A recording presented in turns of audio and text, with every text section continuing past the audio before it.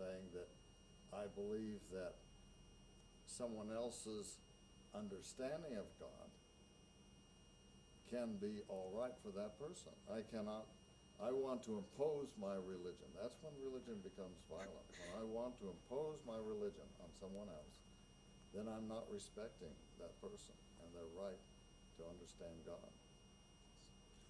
Okay, from your own point of view, Asad, why is there so much of intolerance of religion in the world today?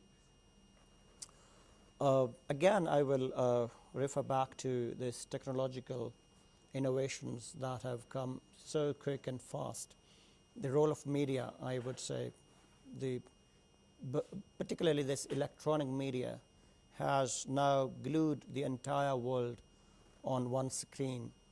And the people of the world have really come to believe that it's one picture which can influence the minds of people with one click. This internet technology, this Facebook phenomena, this televisions, a satellite across the world. Now, when you have an opportunity to reach out to the maximum number of people in the minimum possible time, and you see the entire world a click away, you have a tendency to propagate your dogma or creed or religion to others, because you know that as we are speaking to your television network at the moment, what I say will reach out to people in a jiffy. Therefore, there are some irresponsible sections in all religions on the planet now who are using these modern sophisticated tools to propagate a kind of a dogma which is not real. There is no religion on the planet, be it Jewry or Christianity or Islam or Buddhism or Hinduism. There is no religion whatsoever on the planet under the sun that encourages violence. But yes, there are few segments within every sect or creed or religion who are really chivalrous, who want this modern means of technology to be abused at the cost of other religions. They are irresponsible sections, and in the process, when they propagate their religion at the cost of other religions, they are being disrespectful.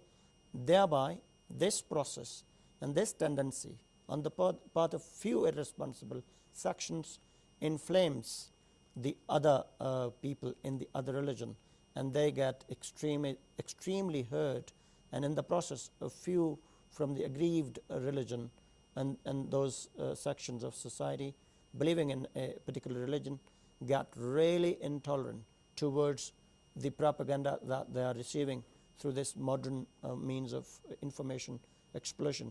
Thereby, it really leads to a huge degree of violence. Okay, having said that, are we not mixing religion with politics, with ideology? Because if it is religion and we have understanding of the religion, why must we misinterpret or use the religion in a way that it will bring about chaos in the society? Are we not mixing religion with politics and ideology? Yes, of course, you're right. There are political dogmas. There are politicians who really mean to gain the advantage through a chaos, because there are dictatorial regimes. There are regimes which are still not being backed up the popular voice of their countries. They need support at the grassroots level, and thereby a chaotic condition on ground, be it driven by economic disarray, be it driven by some dogmatic or sectarian violence. It really favors their political agendas across the world. Thereby, at times, yes, there are irresponsible political leadership around the world who are using religion or creed as a pretext to either attain power or to perpetuate their regimes under their, to keep their regimes under their tight control, and thereby they divide people on sectarian and religious lines. Okay, well, it's the quest for religious understanding, peace, and tolerance that you are in Nigeria, in just precisely. Dickie, let me share your experience. What's been your experience of your interaction with people in the past couple of hours on the plateau? My interaction has been through the conference that we're attending.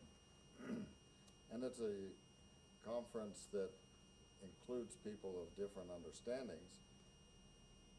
And I find a tremendous openness, a tremendous searching for ways to understand one another and to dialogue, to bring that common understanding that we have.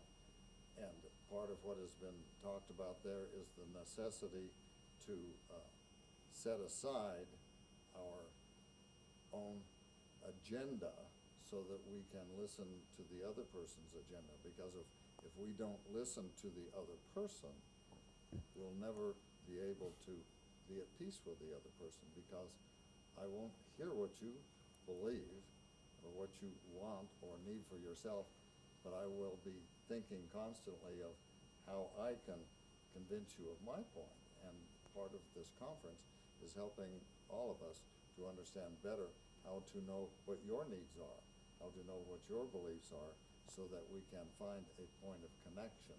Because it seems to me that point of connection is where then we can grow. Okay, this program is Meeting Point, and from his point of view, we are looking for a meeting point. From your own experience, how much of sincerity do people have in fostering understanding and, of course, reaching compromise when it comes to issues of religion? Well, now I guess the time has come to foster that grand alliance against those few evil forces which have held the entire humanity hostage to their negative propaganda or an evil agenda. The time has come, those in the helm of affairs in religion and politics around the world, they have come to believe that now is the time that we need to invest in our youth, and we need to sow the seeds of tolerance and interfaith harmony amongst our young people, because 1.6 billion young people on the planet are those under the age of 25, and they are going to be the custodian of our shared future tomorrow. Thereby, it is time now. I would like to link up a supplementary argument with this, because when this globalization took place, and it took place all of a sudden, thereby it exposed peoples belonging to various cultures, religious beliefs, and civilizations upfront each other. It really allowed people to confront without they having time enough to prepare themselves to face each other. They had just read in books of history, and at times if they were negatively driven by some propagandist knowledge, when they confronted each other, they just took each other as their enemies, which they were not. Therefore, now is the time to undo those negative propagandas, allow people, particularly young people, to sit at the same dining table or a conference hall, people belonging to different religious beliefs, different colors of skin, different civilizational and cultural backgrounds. Young people need to be made to sit at the same table and discuss, because the initial step towards tolerance and effective interfaith harmony is giving the opportunity of being heard, and giving the same opportunity to the other person of being heard. Thereby, once you sit at the same table, you discover that you are the same people. You have the same dreams and aspirations. Therefore, this is the right method, the way this JOES conference in Nigeria has been organized. I must congratulate the organizers. It's a wonderful step. Thank you very much. Now, time is against us. Humanity is one. Humanity must be respected and protected, no matter the religious differences. How do we respect and protect humanity in spite of our religious differences? The way we respect and protect humanity, despite our religious differences, is that we realize that we all have the same goal.